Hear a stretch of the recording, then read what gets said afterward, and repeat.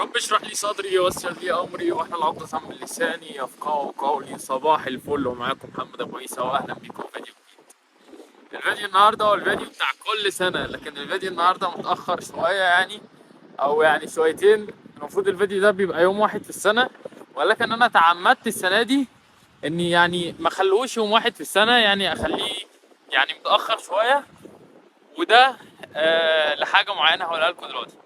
اول حاجه علشان يعني نثبته لنفسنا، اللي هي التغيير اللي هيحصل لنا مش محتاج يوم واحد في السنه، مش لازم يوم عيد ميلادك، مش لازم الساعه 9 وانت ماسك القلم زي ما قال الدحيح يعني، وانت قاعد على المكتب الفلاني، مش لازم.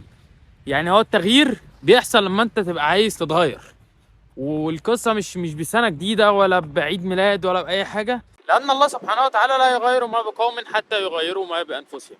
شايفين بس مبدئيا جمال الفاو في، وبعد كده البي ام في، وبعد كده الاودي، الوانهم الجامده الثلاثه في التلج. فالدنيا عظمه، والتلج دلوقتي نازل، ويعني جو مناسب، واضاءه التلج بتبقى جميله قوي في الفيديوهات. انا بحب اصور في التلج يعني. السنه دي يا رجاله سنه جديده، فرصه جديده، وكل يوم بالنسبه لك بتصحى فيه بتقدر تتنفس، بتقدر تتحرك، هو فرصه جديده ليك انك تتغير. زي ما احنا متعودين بنشوف الاهداف بتاعتنا في السنه اللي فاتت، ونشوف حققناها ولا لا، وبعد كده بنقول الاهداف الجديده. من ضمن الحاجات اللي انا بتمناها اللي انا اطور اكتر واكتر من نفسي في الانجليزي وفي الالماني طبعا، اللي انا بعد كده اتعلم مونتاج واتعلم مهارة تانية واتمكن منها كويس. بتمنى من ربنا اللي انا افضل محافظ على العهد اللي انا عهدته لنفسي، وافضل مكمل زي ما انا مع ربنا. اتمنى طبعا ان انا اكون قربت اخلص سنة تانية او اكون خلصتها بالتقدير اللي انا بتمناه. وبتمنى طبعا ان انا اكون ظبطت فورمتي اكبر بكتير من دلوقتي، واكون عملت جسم كويس في خلال السنة، واكون اخر حاجة زي السنة اللي فاتت ما قلتها، اللي انا كنت طورت من محتواي اكتر واكتر، وتكون عيلة ابو عيسى وام ايه تكبر اكبر واكبر ان شاء الله. والحمد لله انا في اخر السنه جيت قلت السنه عدت بسرعه قوي، يعني عدت بسرعه لدرجه اللي انا فاكر لما صورت الفيديو بتاع السنه اللي فاتت يعني حسيت انه كان متصور امبارح حرفيا، وحسيت ان انا محققتش حاجه السنه دي لانها عدت بسرعه قوي.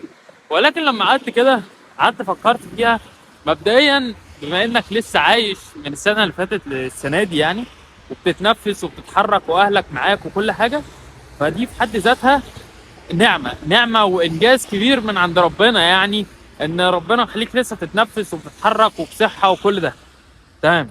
غير كده بقى الانجازات اللي احنا كنا قايلينها السنه اللي فاتت، هي اني اطور في المحتوى بتاعي، واني اطور من نفسي، واطور في اللغه، واطور في جسمي.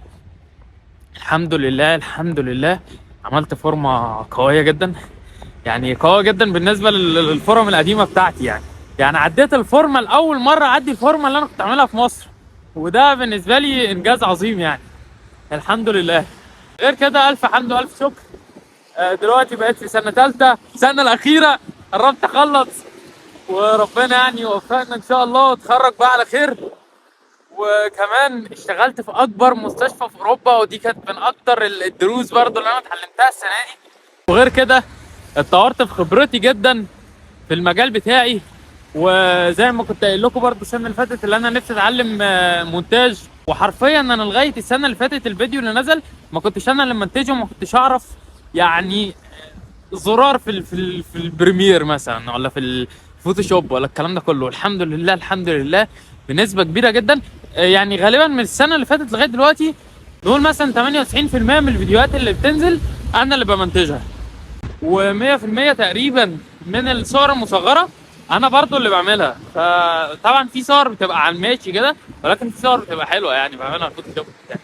فالحمد لله يعني دورنا من نفسنا في المجال ده، وبنسبه كبيره جدا يعني انا راضي عن نفسي. ونحمد ربنا على كل يوم بيعدي علينا واحنا فينا نفس، بنصلي. وطبعا دي طبعا من اكبر الانجازات، والانجازات رقم واحد في الحياه. انجاز كمان عملته وحابب اشاركه لنفسي عشان لما اجي اشوف الفيديو ده، هو اني يعني تقريبا كده بقالي سنه ما نزلتش ولا اغنيه على الستوري عندي على الانستجرام. فبالمناسبه دي سيب لك الانستجرام بتاعي تحت، ما تنساش تعمل لي فولو، قربنا نوصل 20000. كان عندي مشكله في الانستجرام، كان كل ما يجي لي عدد من الناس يتشال قصاده عدد من الناس. فالموضوع ده كان معصبني جدا، يعني اللي هو مثلا يجي لي النهارده 10 يتشال بكره 12، مش عارف ليه. ولكن دي كانت مشكله كبيره بالنسبه لي يعني. بس فما تنساش تعمل لي لايك للفيديو وسبسكرايب للقناه، علشان ايه يعني خلاص قربنا نوصل 10000 ومليون مشاهده وبتاع، وبعد كده قربنا نوصل يا جدعان. بس نشوف بقى اهداف السنه الجديده. بص مبدئيا انا لغايه دلوقتي مش راضي عن لغتي الالمانيه. يعني الحمد لله الحمد لله يقال من الناس اللي حواليا ان انا بتكلم كويس جدا، ولكن انا لغايه اللحظه دي انا مش راضي عن لغتي الالماني ولا الانجليزي. فدي دلوقتي اولوياتي تمام السنه دي.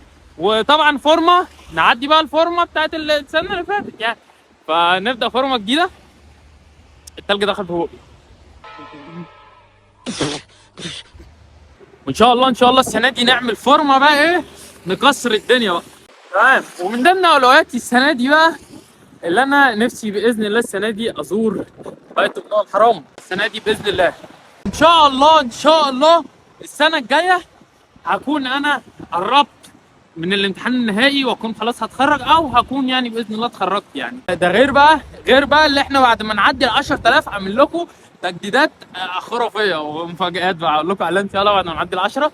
فما تنساش بقى ايه بقى يعني، روق عليا بقى كومنت بتاع يعني، روق عليا عشان عايزين نوصل بقى في اسرع وقت بقى، لان ده كان حلم بالنسبه لي، وده برده كان حلم كبير بالنسبه لي ان انا اوصل على 10000. وده تقريبا كان من ضمن الاهداف بتاعت السنه اللي فاتت، ولكن يعني نقول اللي احنا وصلنا له لان احنا قربنا، وانا عارف انتوا هتعملوا معايا الواجب من اول فيديو ده.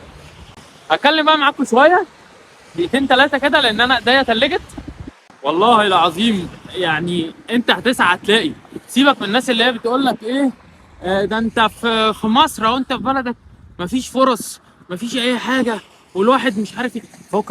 فكك اللي عايز يعمل حاجه بيعملها، واللي عايز يبدا بيبدا. انا عايز اقول لكم اللي انا والله لما بدات علشان ابقى هنا في المانيا بدات يوم 25 واحد مبدئيا. الالمانيا انا بدات يوم 25 واحد، فما بداتش يوم واحد في الشهر ولا بدات يوم عيد ميلادي اللي هو يوم 8 واحد يعني، فاهم؟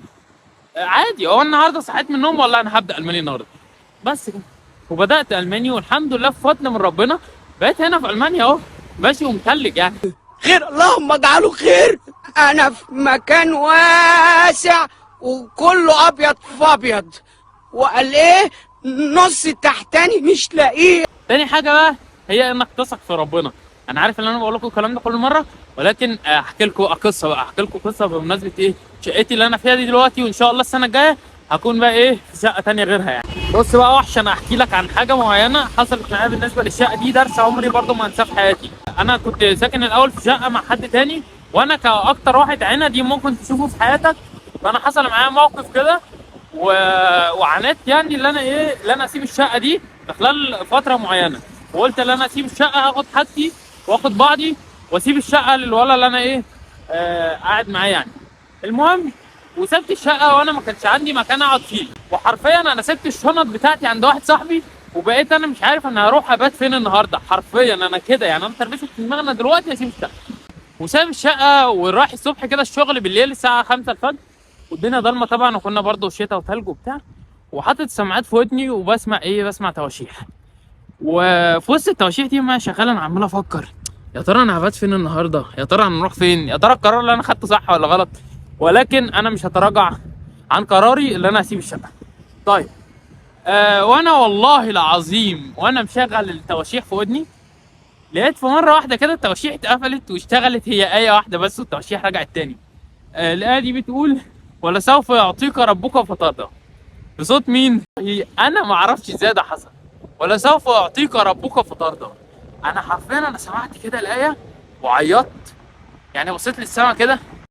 17/11/2022 الشتاء التاني ليا في ألمانيا. النهاردة يعتبر أنا المفروض هسيب الشقة ومش عارف أروح فين، ولكن لو بصيت كده هلاقي اللي رفع السماوات دي كلها بغير عمد يقدر يرفع عني الهموم ويرفعها عني. ولا سوف يعطيك ربك فترضى.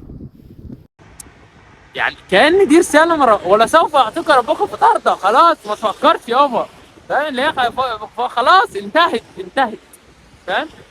ويوميها رحت الشغل وانا عندي يقين بالله رهيب ان ربنا هيدبرها زي ما عرف. اليوم ده وانا قاعد بتكلم مع مديري، لقيت المدير بتاعي راح قايل لي ايه، طب اطلع شوف شغلك وانا ايه هاجي لك كمان شويه. تمام. لقيته بعديها بشويه طالع لي وجايب لي مفتاح شقه وراح قايل لي بقول لك ايه، في شقه في المكان الفلاني تاخدها. عارف انت اللي هو ايه، ازاي؟ طب ازاي؟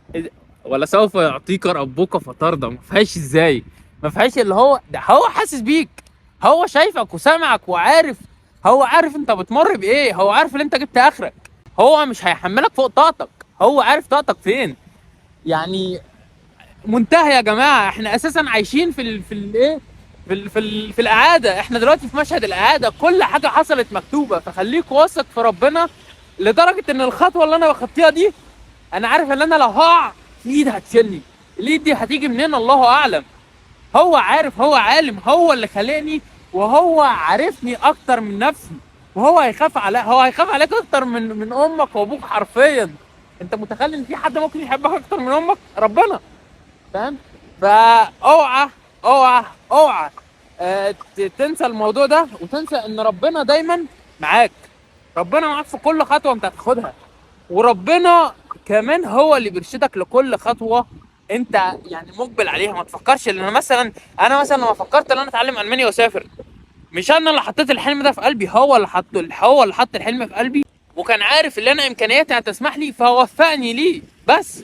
فالقصه كلها مش بشطاره منك ولا بفهلوه ولا بان الولا مقطع لا، هو عالم وهو عارف بالقلوب وهو هيخلصها لك، فما تقلقش. وانا كده ابقى خلصت الفيديو، اتمنى تكونوا الصوت يكون حلو، لان انا كالعاده مش مستعمل مايك وايدي متلجه وبس يا رجاله. فاتمنى الفيديو يكون عجبكم، واتمنى تكونوا انتوا بتستفادوا من الفيديوهات بتاعتي، واتمنى تكونوا انتوا مبسوطين، وان شاء الله نفضل مع بعض ومكملين لغايه اخر العمر، وباذن الله نفضلوا نتعلموا من بعض. وفي نهايه الفيديو سبحانك اللهم وبحمدك لا اله الا انت استغفرك واتوب اليك. نكمل سلسله الفيديوهات دي السنه الجايه باذن الله. كان معكم محمد ابو عيسى وام ايه.